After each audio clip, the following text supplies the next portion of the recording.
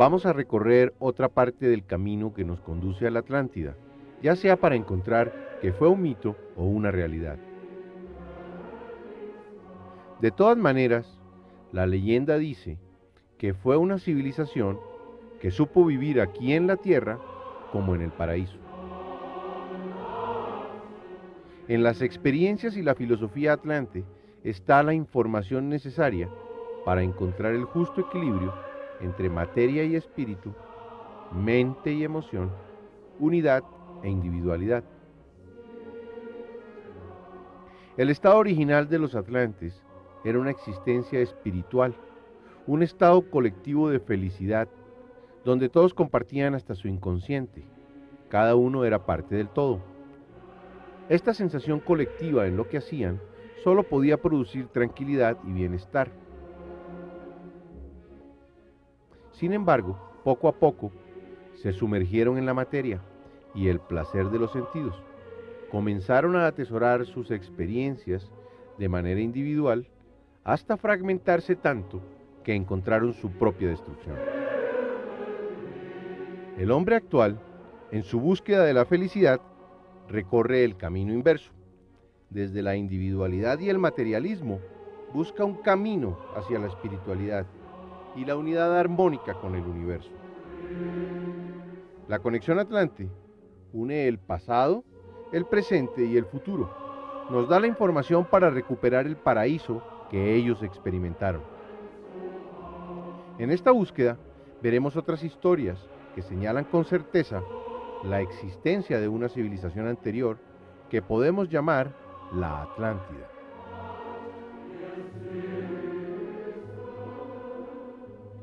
Hoy, gracias a la tecnología, el hombre ve cada vez más lejos.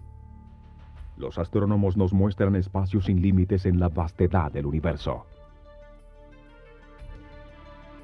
Se asiste al nacimiento de estrellas a miles de años de la Tierra.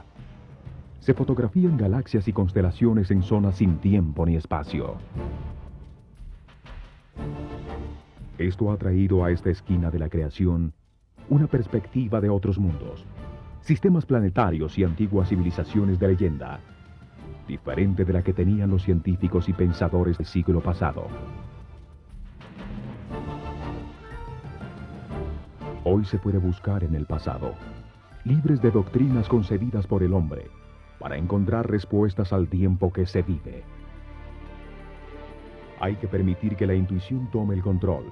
Al fin y al cabo, ese sexto sentido maneja el 90% de la mente de una forma que aún no se conoce.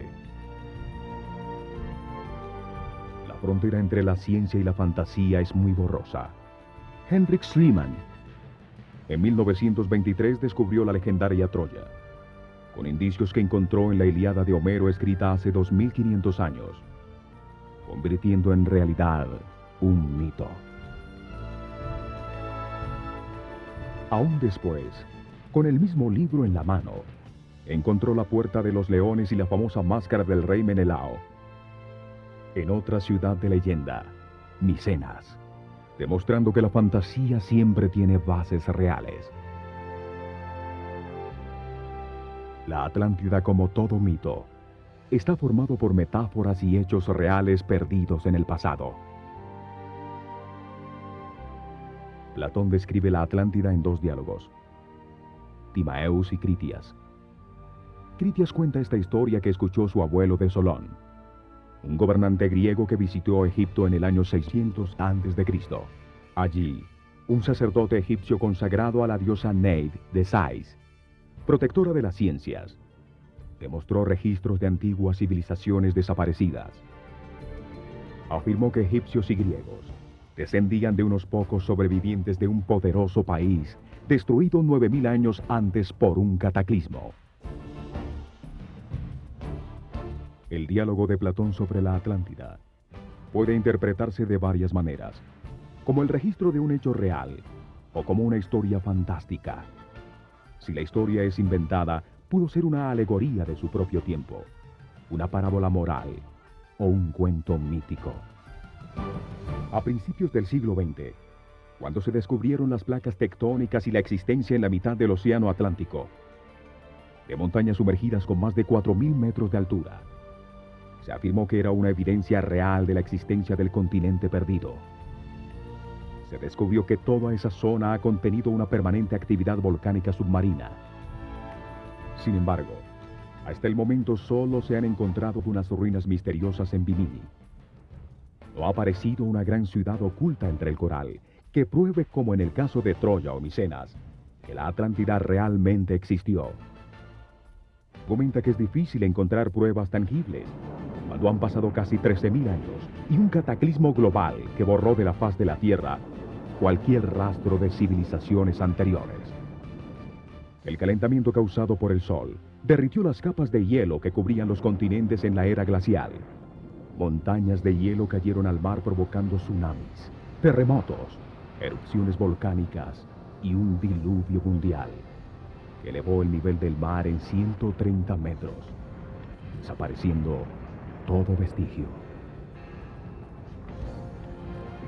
La falta de pruebas sobre la realidad de la Atlántida conduce a que muchos afirmen que Platón solo escribió una historia fantástica sobre las realidades políticas de su tiempo, un retrato idealizado de la organización y el funcionamiento de una sociedad perfecta. La alegoría era más segura que el pronunciamiento directo, en un momento en que era muy peligroso criticar. Sócrates murió por ello, una manera oculta para mostrar las debilidades de su sociedad. El hundimiento bajo el mar representaría la destrucción política, moral y filosófica que él temía, una advertencia del camino en que los atenienses se encontraban. Otra manera de entender la leyenda de Platón es como una ficción filosófica o una parábola como las que contó Jesús, para dejar verdades importantes sobre la naturaleza humana. Como ficción noble, muestra los beneficios de la cooperación entre los hombres, las ventajas de seguir las leyes establecidas y las penalidades que resultan de la codicia y la ambición. Muestra cómo se puede degenerar fácilmente de la justicia y la felicidad a la violencia y la destrucción. En ese sentido, la historia de la Atlántida es muy importante para la sociedad actual, en momentos tan difíciles como los que se viven cuando el hombre perdió los beneficios de cooperar con los otros hombres. La Atlántida, como todo mito, es más importante que su realidad histórica. Además, el identificarla como la fuente de toda la cultura humana intensifica el mito. Este mito combina dos grandes motivos universales: el paraíso perdido y el diluvio universal. El Edén y Noé aparecen en la Biblia y con otros nombres en todos los libros sagrados de las distintas religiones y culturas. Los mitos cobran vida con solo creer en ellos. Sirven para guiar y explicarle al hombre un mundo que solo entiende imperfectamente. En el mito Atlante, la figura central es la humanidad encarnada en un sitio ideal, perfectamente gobernada y con fructificantes riquezas, que debido a su codicia y ambición, decide ignorar las leyes divinas. Zeus, el padre de los dioses, decide destruir al hombre sacudiendo la tierra con terremotos, erupciones volcánicas e inundaciones. La misma cólera destructiva siente Yahvé en la historia que nos cuenta la Biblia, cuando Noé es el único que se salva. Una historia muy parecida a la de Adán y Eva, que se llenan de la codicia y la ambición de ser iguales a Dios, rompen el mandato divino y comen del árbol del conocimiento, lo que produce su expulsión del paraíso. Para el hombre actual que se siente perdido en el mundo que experimenta, el tema del paraíso perdido es una luz al final del túnel. La vida se convierte en una manera para recuperarlo, regresar al Edén, encontrar el camino a Shambhala, localizar la Atlántida, el hogar, la fuente perdida. El hundimiento de la Atlántida también se puede ver como una realidad psicológica en la que el hombre, como una isla de conciencia individual, asediado por los terremotos de la pasión y las aguas que lo sumergen en la inconsciencia, pierde o retrasa su propósito evolutivo. Existen muchas teorías sobre la existencia de la Atlántida o de civilizaciones anteriores, algunas fundamentadas en evidencias inexplicables. Un misterioso mapa medieval realizado en Constantinopla en 1513 por el almirante turco Piris Reis muestra el océano Atlántico entre la costa de África, la costa este de Sudamérica y el Polo Sur, siglos antes de que éste fuera descubierto. En ese momento, se pensaba que el mundo era plano y estaba rodeado de agua. Los mapas existentes por ese entonces, llamados portolanos, de puerto a puerto, no tienen comparación alguna con la precisa información del mapa de Piri-Reis.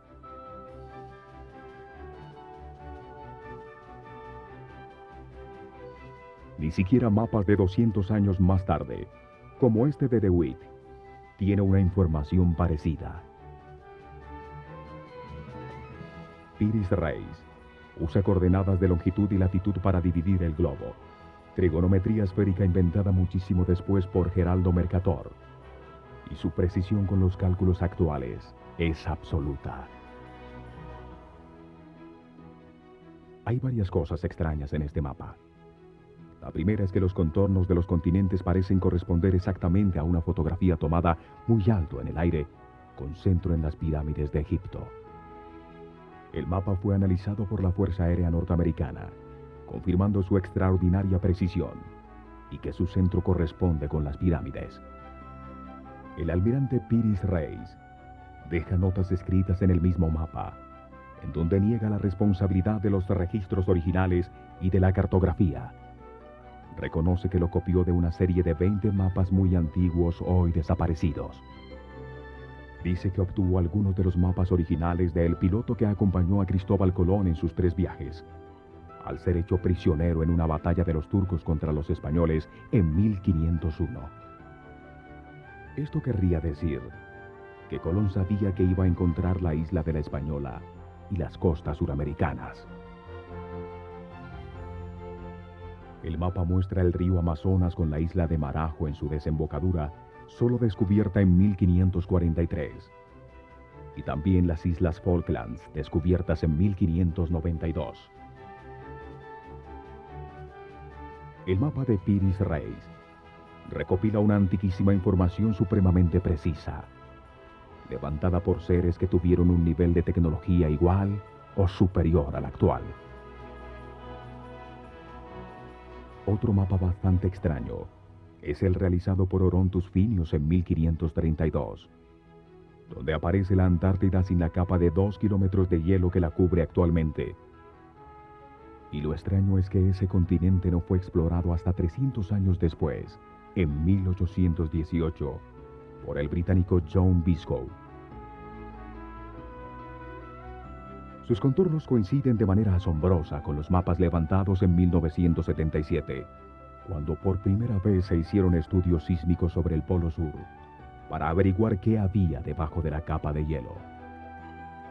La evidencia geológica que conocemos nos dice que la Antártida sin hielo solo pudo haber existido en el período comprendido entre el año 13.000 y 4.000 a.C., cuando no existía una civilización capaz de registrar las costas del Atlántico. Es decir, el enigma es como un mapa de 1513. Incluye detalles de un continente que no se exploró hasta 1818. Y lo registra sin hielo, en unas condiciones que no puede tener sino hace 12.000 años. Se supone que ciencia significa progreso permanente. Y estas evidencias lo contradicen. ¿Significaría que la ciencia actual sería un legado que sobrevivió de una gran civilización desaparecida?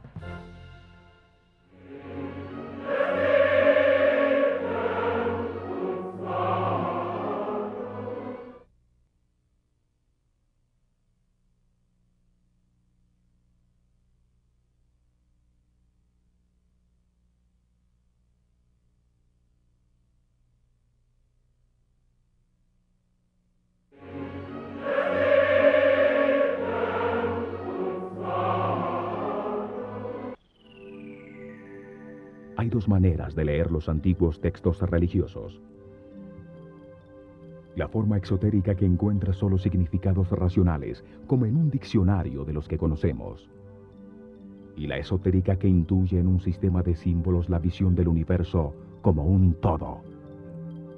La esotérica usa la energía mental y es una muestra de un sistema superior de conocimiento, de la forma intuitiva de conciencia, que antiguas civilizaciones dejaron como herencia en muchos libros. Hoy en día, pocos seres utilizan el cerebro para captar esa información esotérica. Y para la mayoría de las personas puede ser solamente imaginación. Sin embargo, es una forma práctica y científica de obtener información. Libros hindúes, probablemente la literatura más antigua del mundo, contienen esa simbología esotérica. Le dan una gran importancia al ciclo de 25.920 años, que conocemos con el nombre de precesión de los equinoccios, coincidiendo con sumerios y egipcios. Para ellos, este ciclo determina las periódicas catástrofes que destruyen gran parte de la humanidad. Cambios magnéticos en el Sol que ocasionan cambios magnéticos en la Tierra, alterando el eje de giro y el clima del planeta. Se cree que el diluvio universal sucedió en uno de estos cambios de ciclo, cuando los hielos de los polos cayeron al mar, ocasionando un gigantesco tsunami, un cataclismo global que destruyó la civilización existente en ese momento. Los libros hindúes dicen que esto pasó en el año 10.900 a.C. La fecha coincide con el fin de la época glacial y con el comienzo del nuevo tiempo, Septepi, en los calendarios egipcio y sumerio. Coincide con datos publicados por la revista Nature, que afirma que el último reverso de los polos magnéticos de la Tierra ocurrió hace 12.400 años. Los libros dicen que en ese momento el imperio hindú de Rama se encontraba en guerra con la madre de su civilización, un pueblo al que llamaban los Azvins, o gemelos, figura que siempre representó a la Atlántida. La guerra se dio porque los atlantes cambiaron su mentalidad original intuitiva, lunar, controlada por el lado derecho del cerebro, de imágenes, sentimientos, emociones y unidad, a una controlada por el lado izquierdo del cerebro, solar, racional, tecnológica e individual, lo que los enfrentó a los místicos e intuitivos hindúes. Afirman que los atlantes o Azvins venían de uno de los 7 continentes, el Sveta o Sakadipa, una isla paradisíaca al este, blanca y pura, llamada Atala, que desapareció con el cataclismo y que en sánscrito quiere decir tierra sumergida. Mientras se encontraban en guerra, ambos pueblos fueron destruidos. Atala se hundió bajo el mar, cuando el cataclismo destruyó su montaña sagrada llamada Meru, lo que dio comienzo a un nuevo ciclo que dicen que terminará en el año 2012. Para los hindúes, el momento en que una era cambia a otra es un evento alarmante. El Samsaptakavada cuenta que ambos pueblos usaban máquinas voladoras con las que podían viajar a cualquier sitio de la Tierra. A las hindúes las llama vimanas y las describe propulsadas por un líquido combustible amarilloso derivado del mercurio. A las de los atlantes las llama bailixis, con una tecnología más avanzada, antigravitatoria, con la que podían desplazarse con igual facilidad en el aire o bajo el agua. Tienen precisas descripciones de avanzadas tecnologías de vuelo, de misiles, rayos láser y hasta bombas atómicas. Describen modernas técnicas de combate aéreo, métodos para ahorrar el combustible y evitar tormentas variando la altitud, aterrizajes forzosos causados por el enemigo y daños ocasionados por choques con pájaros en vuelo. También habla de naves que volaban a través del firmamento por encima de los vientos, que disparaban un arma que lanzaba rayos de luz que desintegraban todo lo que iluminaban. El Mausala Purva menciona el lanzamiento de un proyectil que contenía la fuerza del universo, que explotó provocando un resplandor igual al de 10.000 soles, reduciendo a cenizas las razas enteras de los Brishnis y los Anjakas, dejando solo unos pocos sobrevivientes con los cuerpos consumidos, sin cabello ni uñas, infectando todos los alimentos y rompiendo todas las vasijas de barro. El Surya Siddhanta, una tabla con medidas astronómicas de exactitud comparable a la actual, establece la medida del diámetro de la Tierra en 12.617 kilómetros.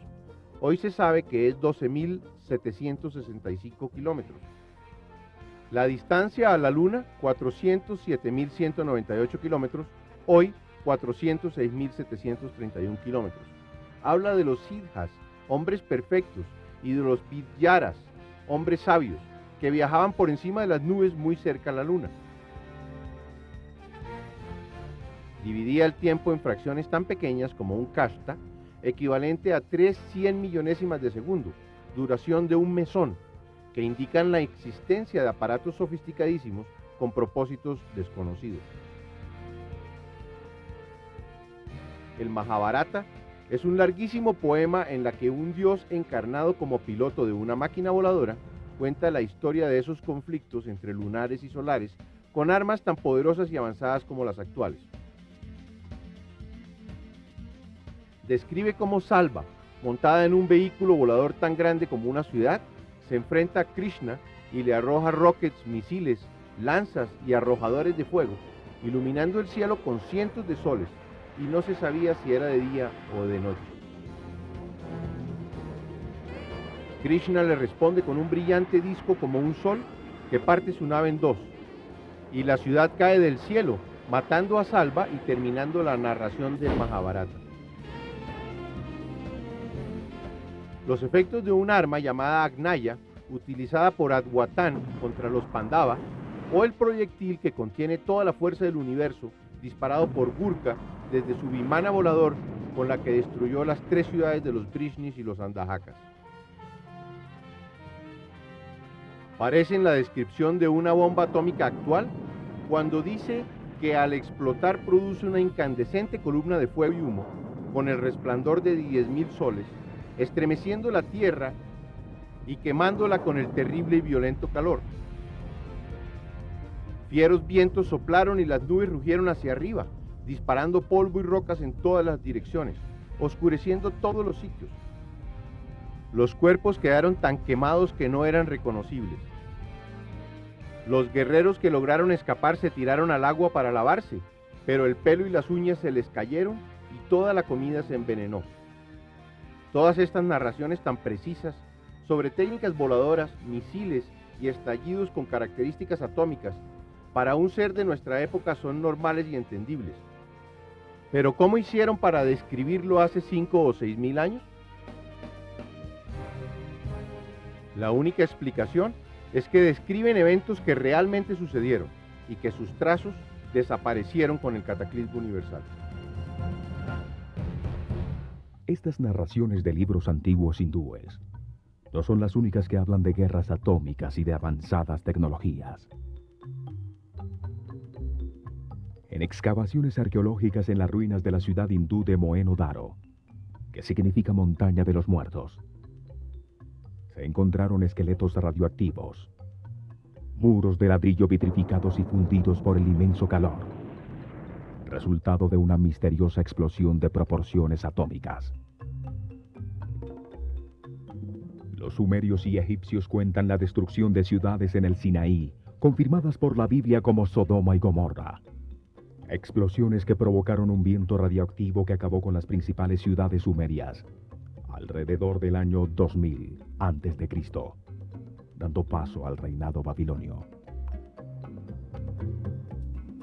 Tecnologías que solo fueron inventadas y probadas con la bomba atómica sobre Hiroshima en la Segunda Guerra Mundial.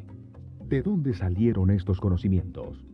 ¿O para qué utilizaron baterías eléctricas en Mesopotamia?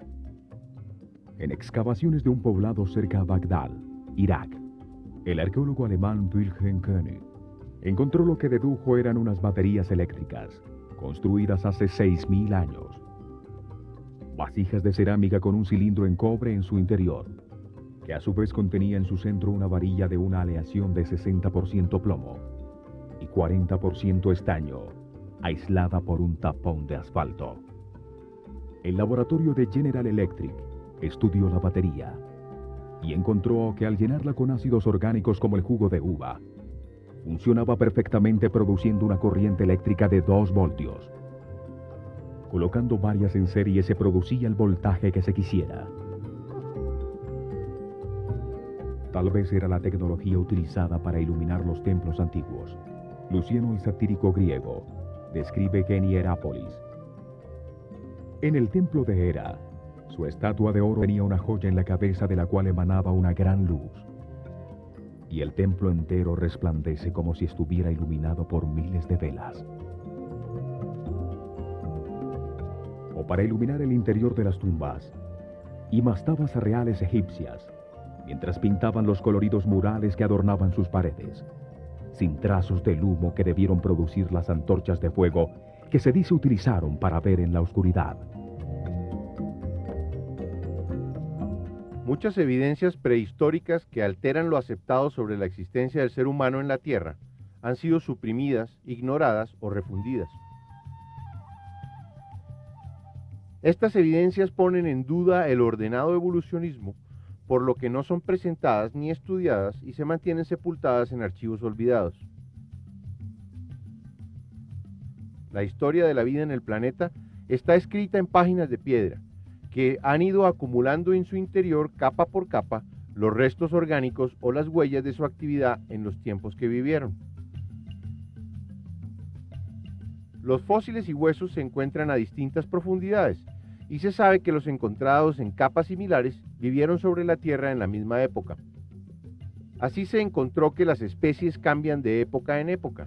Las capas más superficiales de piedra contienen los huesos de animales recientes. Debajo de los huesos de mamíferos están los huesos de los dinosaurios, más abajo los anfibios, luego restos de caracoles y peces, por último, solo trazos de simples células.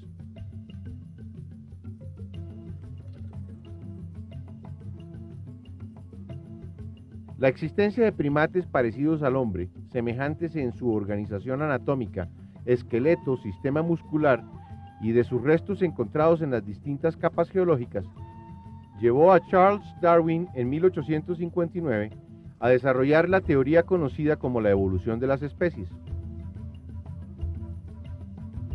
Darwin elimina la creación divina explicada en la Biblia y afirma que el hombre, a través de cambios accidentales o casuales a lo largo de inmensos periodos de tiempo, es un animal que evolucionó de sus padres, los monos y primates originales en el planeta, gracias a su fortaleza. Sin embargo, hoy 150 años después, no se han encontrado evidencias concluyentes que comprueben su teoría y todavía buscamos el eslabón perdido entre el hombre y el mono. El famoso antropólogo Richard Leakey confirma que todos los restos descubiertos de los antepasados del hombre caben en una alcoba y sobra espacio. Unos pocos huesos de millones de seres en la prehistoria para sustentar la teoría de la evolución. Los restos de antepasados del hombre encontrados en África indicarían que evolucionó lentamente, en un proceso que tomó 6 millones de años hasta producir hace 1.5 millones de años el Homo erectus.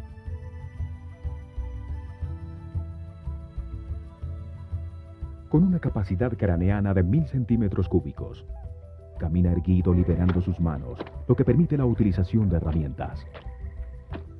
Los ojos en el frente perfeccionan su sistema visual, permitiéndole calcular mejor las distancias y cazar mejor. Desaparece por completo hace 250.000 años, posiblemente en uno de los cataclismos históricos que cambió la forma de la Tierra y las especies sobre esta. Sin embargo, se cree que en este proceso de desaparición dio paso al Homo sapiens, a pesar que hasta ahora no aparece el eslabón perdido que una los dos procesos evolutivos en uno solo continuo. La teoría convencionalmente aceptada dice que hace 250.000 años apareció en África, extendiéndose por Europa hace 100.000 años, pasando luego a Asia hace 40.000 años y llega a través del estrecho de Bering a América hace 30.000 años y a Sudamérica hace 15.000 años. El Homo sapiens aparece súbitamente con 500 centímetros cúbicos más de capacidad craneana, lo que permitió el desarrollo de la inteligencia, la facultad del habla y un cuerpo muy parecido al del hombre moderno, en una macromutación que no coincide con los lineamientos lentos de la evolución. Realizar esa evolución, el despertar de la conciencia, debiera haber tardado lo menos otros 15 millones de años, que fue lo que se tardó desde el mono hasta llegar al Homo erectus.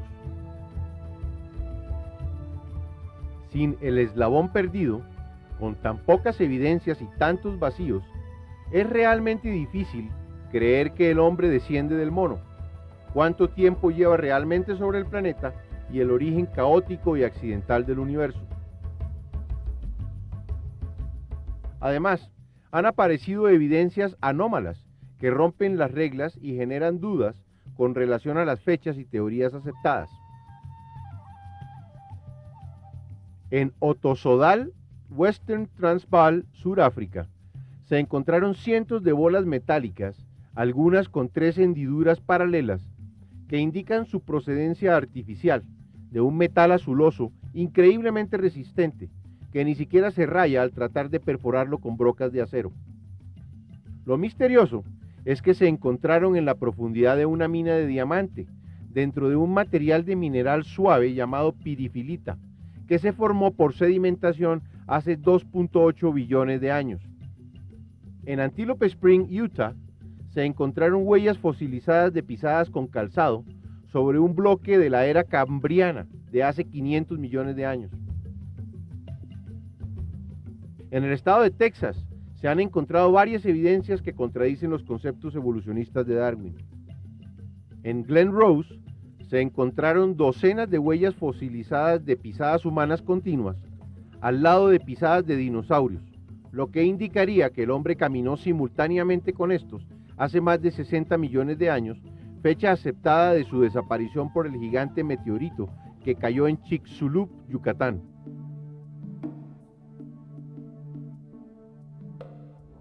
Las mismas huellas de humanos al lado de dinosaurios se encontraron un poco más lejos, al lado del río Piloxi, donde también se encontró un martillo de una aleación metálica bastante extraña, con su mango carbonizado por altísima presión y temperatura, lo mismo que la roca de hace 80 millones de años donde estaba embebido.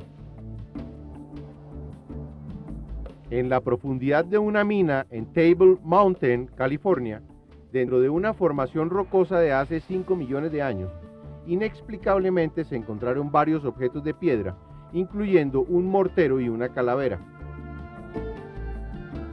Esto indicaría la existencia de hombres inteligentes que usaban herramientas hace millones de años y la posibilidad de una civilización anterior a la actual. Estas son evidencias físicas reales de la presencia del hombre muchísimo tiempo antes de lo que Darwin nos dice. Existe un arte inexplicable, misterioso, dejado atrás en cuevas, cerámicas, esculturas y bajorrelieves que nos muestran indicios de avanzadas civilizaciones anteriores al diluvio, con conocimientos y tecnologías misteriosas. En el templo de Osirión, en Abidos, Egipto, existe un friso o panel entre 2 columnas, con unos bajorrelieves muy extraños. Muestran una serie de naves y helicópteros solo identificables nuevamente para alguien de nuestra época. Una forma de transporte aéreo, en un bajorrelieve de uno de los templos más antiguos de Egipto. La cultura maya también nos dejó indicios de tecnologías avanzadas muy antiguas. La más grande losa tallada de piedra del mundo maya, que cubría la tumba de Bacal Botán en Palenque, la gran ciudad de las serpientes, muestra conduciendo una máquina con un cohete que despide llamaradas por un tubo de escape. En su borde tiene los jeroglíficos correspondientes al Sol, la Luna y la estrella polar, lo que muestra el alcance de la nave. ha sido objeto de mucha especulación. Se sabe que George Lucas utilizó sus medidas y forma para las naves de la persecución entre el bosque en la película Star Wars.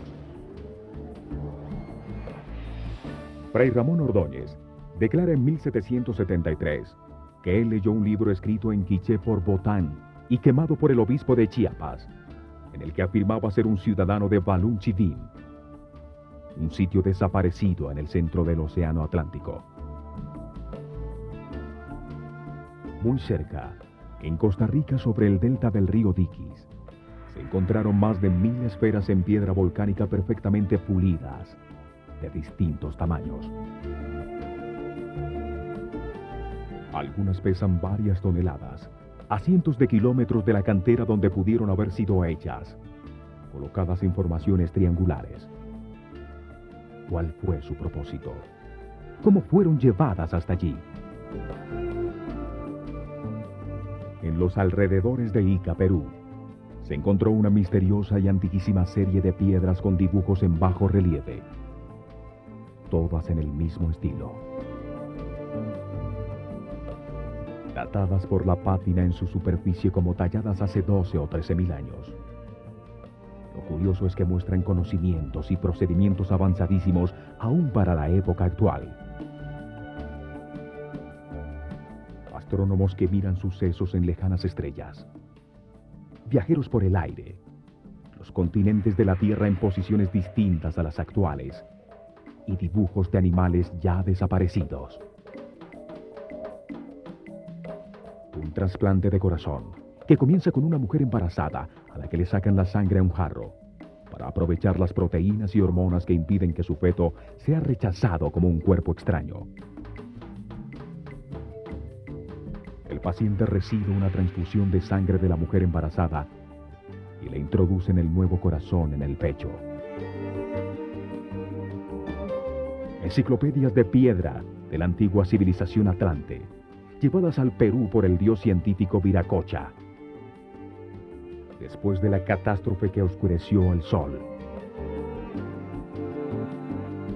También en Perú se encuentran en Nazca las enormes figuras y líneas de muchos kilómetros de longitud, trazadas con piedras en el suelo, solo para ser vistas desde el aire, que tampoco han sido explicadas.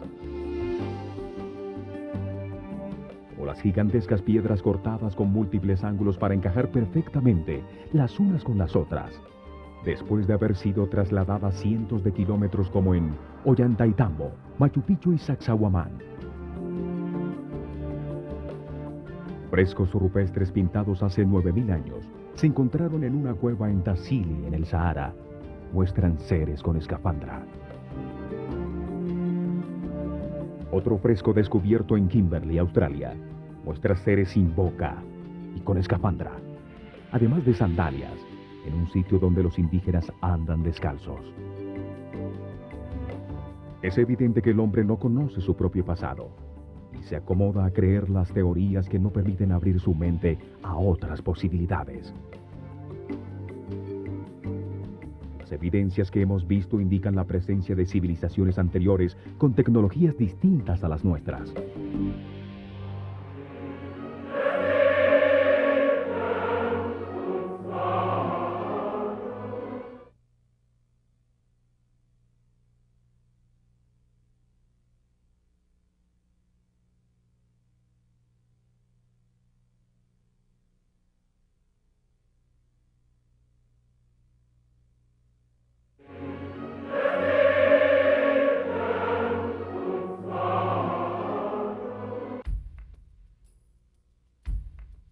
Los sacerdotes atlantes enseñaban 7 leyes que regían el comportamiento del universo.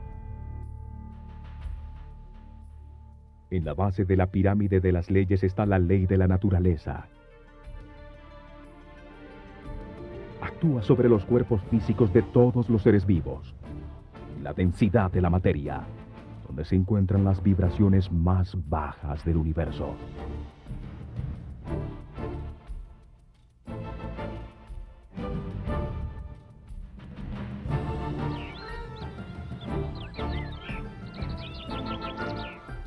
Organiza los átomos en moléculas.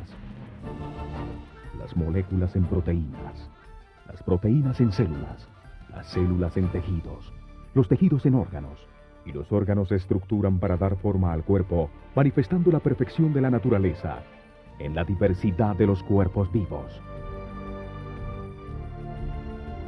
La ley de la naturaleza es una programación automática de origen divino, contenida en los códigos genéticos de cada especie.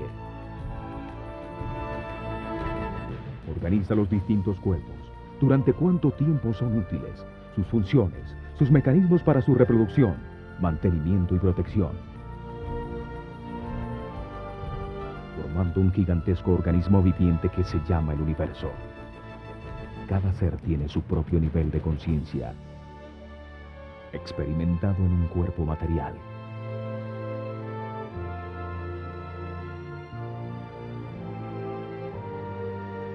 Los cuerpos contienen la conciencia que experimenta la vida y así comprende la razón del universo, en un proceso de evolución hacia la perfección y la sabiduría que toma muchas encarnaciones. Transmitida por herencia, en los códigos genéticos de cada especie, existe una programación automática llamada instinto, que no necesita de la conciencia del ser para existir.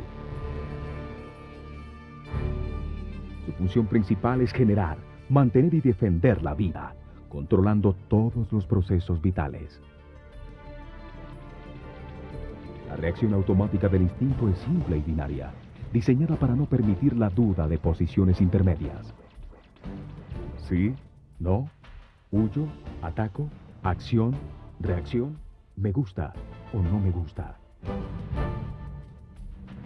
Para generar la vida en cada cuerpo, la naturaleza utiliza la atracción automática que lo impulsa a buscar y conseguir en su especie la pareja para procrear. Si la atracción es mutua, indica la compatibilidad para generar vida. Se manifiesta en la atracción sexual que se siente al reconocer la pareja potencial.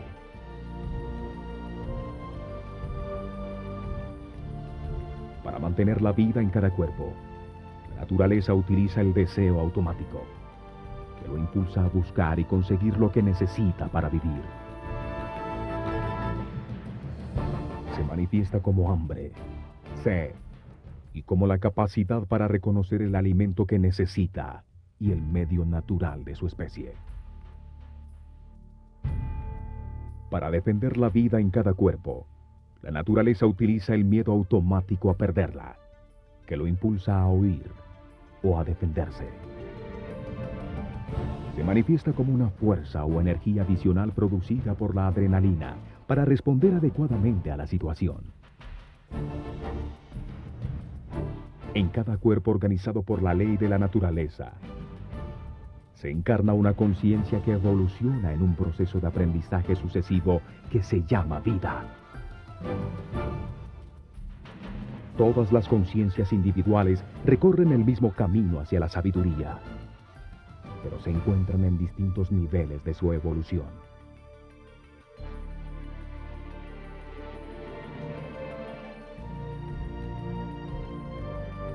El ser humano solo aprende y evoluciona relacionándose con otros hombres. Lo valioso en la vida son las relaciones, no las creencias. Por la ley de la naturaleza, el Creador diseña la diversidad del universo para que la conciencia evolucione. Diferentes razas en distintos lugares y climas, expuestas a diferentes situaciones y culturas, permiten el contraste de la diversidad. Distintos hombres, con distintos niveles de conciencia, se comportan de diferentes maneras, permitiendo las relaciones de aprendizaje. Solo a través de estas relaciones con los demás evoluciona la conciencia. Así se manifiestan las distintas personalidades que desarrollan el arte, la ciencia y la industria, o fomentan la revolución y el caos social. Los instintos organizan las respuestas automáticas de los cuerpos que albergan estas conciencias para que funcionen perfectamente. Cuando un ser vivo viola la ley de la naturaleza, siente dolor o enfermedad. Esta violación es permitida por una de las leyes jerárquicamente superiores con algún propósito de evolución. Se genera dolor o un proceso de destrucción que disminuye la fuerza vital en el organismo y la calidad de vida que se experimenta. En los primeros niveles de evolución, se desarrollan personalidades primarias para vivir procesos que desarrollen la conciencia. Sus reacciones en esos niveles son casi totalmente instintivas y agresivas, lo que daña las relaciones con los demás, produciendo sufrimiento. Al tratar de evitarlo, se toma conciencia y se evoluciona. Una conciencia evolucionada domina su instinto automático y no tiene un comportamiento agresivo con los demás. Así comienza a actuar desde la ley de armonía, la ley inmediatamente superior a la de la naturaleza. El propósito de la vida es enseñarnos lo que no sabemos a través de las experiencias en el cuerpo físico. Venimos a aprender, a graduarnos en sabiduría universal. Hemos visto evidencias contrarias a la historia convencional que nos permiten aceptar la existencia de una civilización anterior a la actual, que desapareció dejando muy pocos rastros con el cataclismo universal. En nuestro próximo programa veremos cuándo desapareció la Atlántida, de acuerdo a información registrada por muchos pueblos de la Tierra. Veremos distintas teorías sobre su posible ubicación, hasta llegar al sitio donde más posibilidades tiene de haber existido, y por supuesto continuaremos profundizando en las 7 leyes universales. Acompáñenos.